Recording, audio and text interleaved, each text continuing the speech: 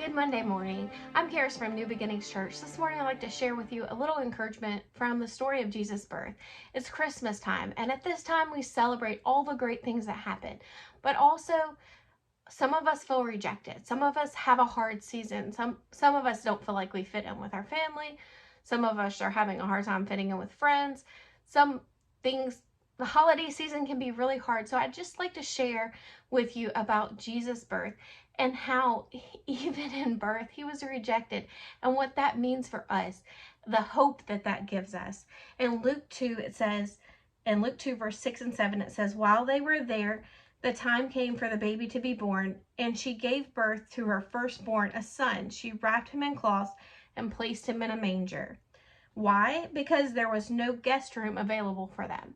So some places say no room in the inn, but also here we kind of believe that they probably would have stayed in a guest room, what they call a cataluma, a room in one of their family members' houses. Remember, they were going to be taxed in a place that was inhabited, the place where all of their kin would be, and yet there was no room for them to stay.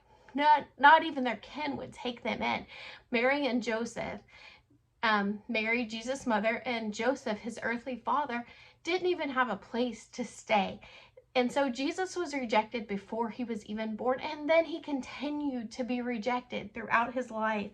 In Luke 4, it talks about how he was teaching in the synagogue, and he was reading from Isaiah 61 verse 1. It said, the Spirit of the Lord is on me, because he has anointed me to proclaim good news to the poor.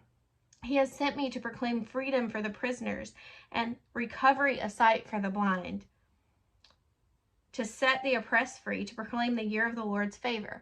So basically he said, look, I was rejected. I continue to be rejected. But why? Because my ministry is to the poor, is to prisoners, is to those that other people reject. And so even here he's talking about how his ministry is to the poor, the prisoners, those who were rejected by others because of blindness or illness, who needed healing. And then what happened?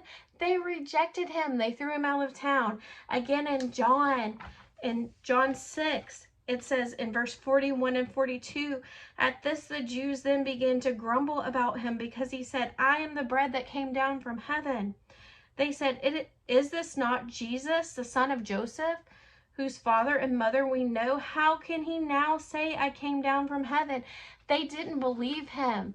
And yet there's a purpose for it. It's because Jesus had to know our suffering. He had to know where we're coming from, where he could be tested in all points like we are. He came for the poor, the oppressed, and the outcast. And how could he come for us if he didn't know what we had gone through? So even before he was born, when they rejected him, there was a purpose. Also, the purpose behind Jesus being rejected was to fulfill the law and prophets. In Isaiah 53, I want to start reading. I actually want to read the whole passage because it's such an encouragement. There was a reason why Jesus was rejected even before he was born. It says, who has believed our message? Well, obviously his own people didn't believe it. And to whom has the arm of the Lord been revealed? He grew up before him like a tender shoot and like a root out of dry ground. He had no beauty or majesty to attract us to him, nothing in his appearance that we should desire him. And then it says he was despised and rejected by mankind. Is this not Jesus? He was a man of suffering and familiar with pain, like one for whom people hide their faces. He was despised, and we held him in low esteem. Surely he took up our pain and bore our suffering. Yet we considered him punished by God, stricken by him, and afflicted.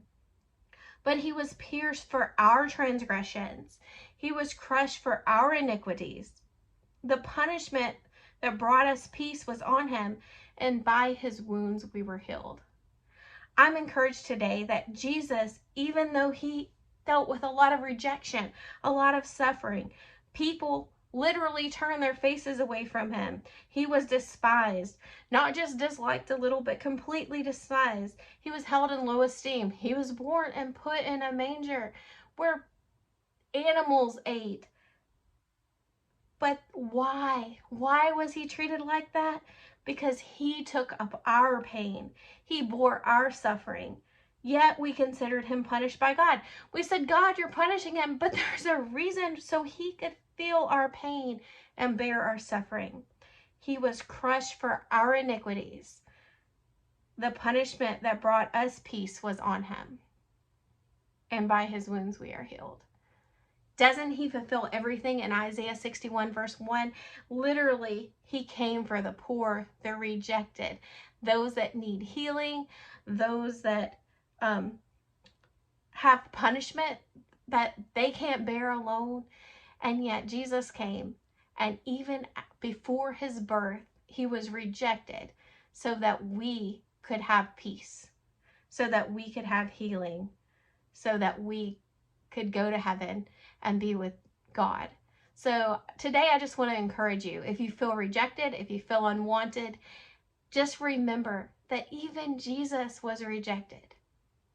And he accepts you because he was rejected. And he understands you because he knows he took up your pain and your suffering. So Merry Christmas. Enjoy the season.